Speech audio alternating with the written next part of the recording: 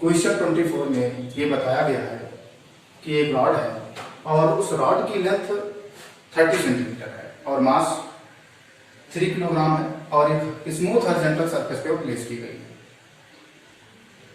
उसके टर्मिनल से दो स्ट्रिंग्स अटैच है और वो स्ट्रिंग्स पुली से पास कर रही है और स्ट्रिंग से दूसरे टर्मिनल्स पर 20 न्यूटन और 32 न्यूटन के फोर्सेस अप्लाई की जा रहे हैं।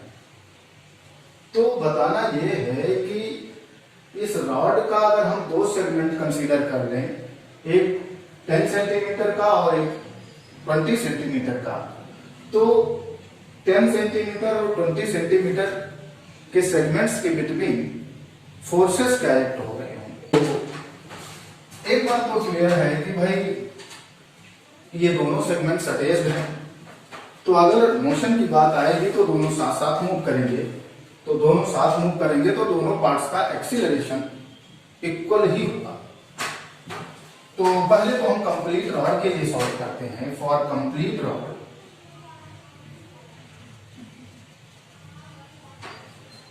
अगर हम इसकी एफडीडी बनाते हैं तो इस रॉड पर नॉर्मल रिएक्शन एक्ट करेगा, वो अपवर्ड होगा। इसका वेट एक्ट करेगा जो डाउनवर्ड होगा और लेफ्ट साइड में टेंशन फोर्स एक्ट होगा और इस लेफ्ट स्ट्रिंग में 20 न्यूटन का फोर्स अप्लाई किया गया है। तो ये टेंशन फोर्स अगर मैं T1 कहता हूं तो ये 20 न्यूटन होगा और राइट टर्मिनल्स पर से जो स्ट्रिंग अटैच है उस पर 32 न्यूटन का फोर्स अप्लाई किया गया है। तो ये टेंशन अगर T2 लिखते हैं तो ये 32 न्यूटन का। अब ये बात क्लियर है कि रॉड स्मूथ सरफेस पे रखी गई है, तो T2 इन मैग्नीट्यूड ज्यादा है तो ये रॉड राइट वर्ड मूव करेगी, यानी इसका जो मोशन है वो राइट वर्ड है। अगर मोशन राइट वर्ड में है तो ऐसे में नॉर्मल रिएक्शन तो बैलेंस करेगा 3G को, नॉर्मल रिएक्शन तो बैलेंस कर देगा 3G को, यानी फिर तो ऐसे सिचुएशन में नेट फोर्स आएगा। नेट फोर्स जो होगा वो T2 माइनस T1 होगा और ये इक्वल टू 32 माइनस 20। तो यहां से हम नेट फोर्स फाइंड कर लेंगे। F net equal to 12 newton और आप जानते हो कि जो नेट फोर्स होता है वो तो मास और एक्सीलरेशन के प्रोडक्ट के इक्वल होता है। अब अगर हम कंसीडर कर लें कि इस रॉड का मास एक्सीलरेशन स्मॉल ये है तो मास तो गिवन ही है 3 किलोग्राम, तो ये डेफिनेटली 3 ये इक्वल टू 12 होगा, तो ये इक्वल टू 4 मीटर पर सेकंड स्क्वायर होगा। यानी इस रॉड का जो एक्सीलरेशन होगा वो 4 मीटर पर सेकंड स्क्वायर होगा। अब जैसा मैं पहले ही डिस्कस कर चुका हूं कि दोनों सेगमेंट साथ साथ मूव करेंगे रॉड के, जो 10 सेंटीमीटर और 20 सेंटीमीटर के सेगमेंट्स हम ले रहे हैं वो साथ साथ मूव करेंगे, तो डेफिनेटली उनका इंडिविजुअल एक्सीलरेशन भी उतना ही होगा जितना रॉड का। अब हम अगर इन दोनों सेगमेंट में किसी एक के लिए फिर से यही न्यूटन लॉज अप्लाई करते हैं तो सबसे पहले हमें एफबीडी बनाना होगा। चलिए मैं 10 सेंटीमीटर को लेकर चल रहा हूं। FBD for 10 centimetre segment. तो 10 सेंटीमीटर का ये सेगमेंट मैंने ले लिया। इस सेगमेंट के लेफ्ट टर्मिनल से तो ये टेंशन T1 एक्ट कर रहा है, जो आप देख रहे हो कितना 20 न्यूटन का है। हाँ, राइट में इसके 20 सेंटीमीटर वाला सेगमेंट था, तो 20 सेंटीमीटर वाले सेगमेंट ने ही फोर्स अप्लाई किया होगा। तो चलिए इस फोर्स को हमें फाइंड भी करना है, इसे हम कैपिटल F लिखते हैं। इसका वेट वर्टिकली डाउनवर्ड एक्ट कर रहा होगा। चलिए इसका मास अगर मैं अभी स्मॉल m कंसीडर कर ले रहा हूं तो mg होगा और नॉर्मल रिएक्शन अपवर्ड एक्ट करेगा। इसमें भी एक्सीलरेशन जैसा मैं सॉल्व कर चुका हूं 4 मीटर पर सेकंड स्क्वायर है और राइट में है, तो डेफिनेटली जो नॉर्मल रिएक्शन N1 है वो वेट को बैलेंस करेगा और जो नेट फोर्स आएगा इस पर, जो नेट फोर्स होगा F इक्वल टू वो F net equal to capital F minus T1 होगा और ये F माइनस T1 है 20 और एफ नेट जैसा आप जानते हो मास इनटू एक्सीलरेशन होता है, लेकिन अब इस 10 सेंटीमीटर सेगमेंट का मास क्या होगा ये आपको पता होना चाहिए। तो 30 सेंटीमीटर की ये कंप्लीट रॉड थी, इसका मास 3 किलोग्राम था, तो डेफिनेटली 10 सेंटीमीटर का मास 1 किलोग्राम होगा। वैसे में एफ नेट को हम 1 इंटू एक्सीलरेशन इसका 4 है अप्लाई कर सकते हैं, तो ये f माइनस 20, तो यहाँ से f equal to 24 Newton.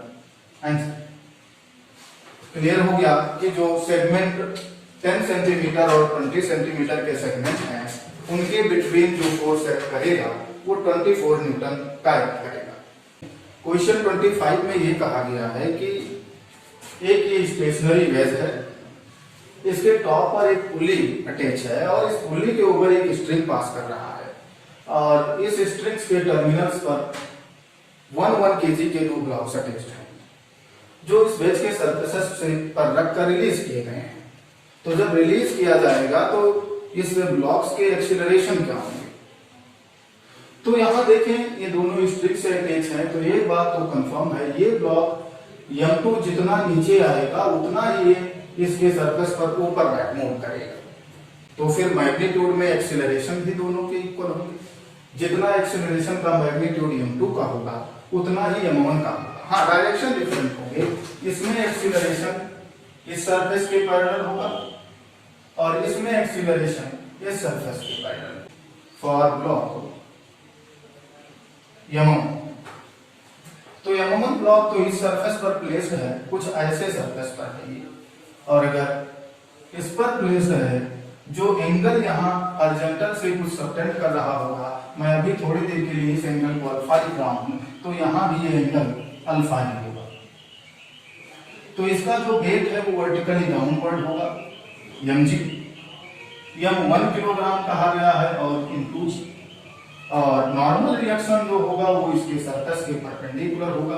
Suppose कर ले रहे हैं कि ये n1 होगा, ये दो फोर्सेस सेट कर रही है, क्योंकि क्वेश्चन में कहा गया है कि सरफेस जो है वो फ्रिक्शनलेस है, कोई सरफेस रफ नहीं है, यानी कोई फ्रिक्शन फोर्स को एक्ट नहीं करेगा। तो ये दो फोर्सेस सेट कर रहे हैं, लेकिन ये हम जैसा कह चुके हैं कि इसमें एक्सीलरेशन जो भी होगा वो इस सरफेस के अलोंग अप में होगा, तो डेफिनेटली नेट फोर्स तो सरफेस के अलोंग नेट अप में ही आएगा। तो हम इसके फोर्सेस को रिजॉल्व कर देते हैं।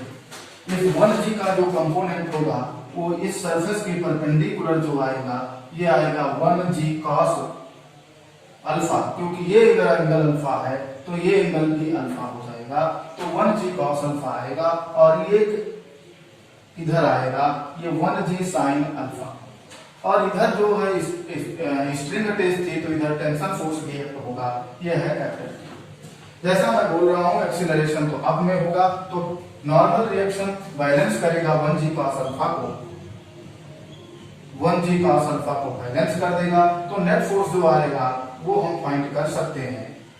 नेट फोर्स होगा T minus 1g sin alpha.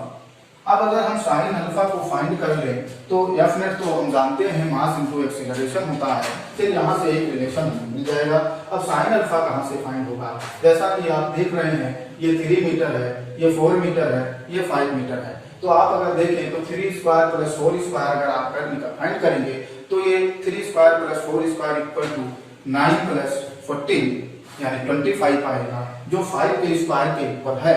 इसका सीधा सा मतलब ये हुआ कि जो ये एंगल होगा वो डेफिनेटली 90 डिग्री होगा। पाइथागोरस यहाँ फुलफिल हो रहा है तो ये 90 डिग्री होगा। ठीक है, 3 स्क्वायर प्लस 4 स्क्वायर अगर आप सॉल्व करें तो ये 25 आ रहा है, जो 5 स्क्वायर के इक्वल है, तो ये डेफिनेटली एंगल 90 डिग्री होगा।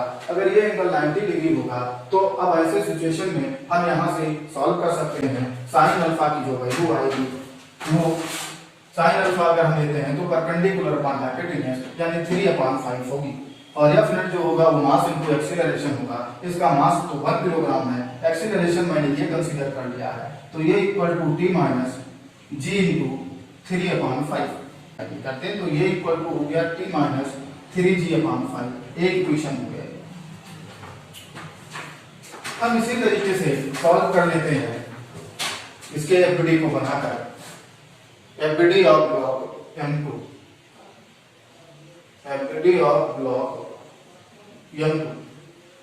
m2 की एफबीडी अगर हम करते हैं तो ये इस नेक्स्ट सरफेस पर है, इसका एंगल ऑफ इंक्लिनेशन यहां भी मैं कंसीडर कर ले रहा हूं, ये बीटा है।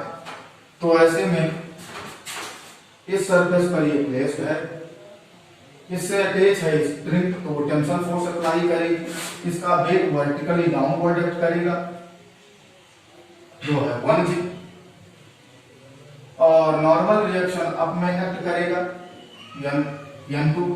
तो अगर हम इसके फोर्सेस को रिजॉल्व करते हैं तो 1g का जो यहाँ कंपोनेंट आएगा ये आएगा 1g cos बीटा, और इधर आएगा 1g sin बीटा। अब यहाँ पर इसमें भी n2 बैलेंस कर देगा 1g cos बीटा को, और जो नेट फोर्स होगा, नेट फोर्स इस ब्लॉक पर जो होगा वो 1g sin beta minus capital T, यह नेट मास इनटू एक्सीलरेशन होगा, तो यह भी m में होगा, और m यहाँ पर 1 किलोग्राम है तो 1 ये इक्वल टू sin बीटा की वैल्यू यहाँ पुट करेंगे।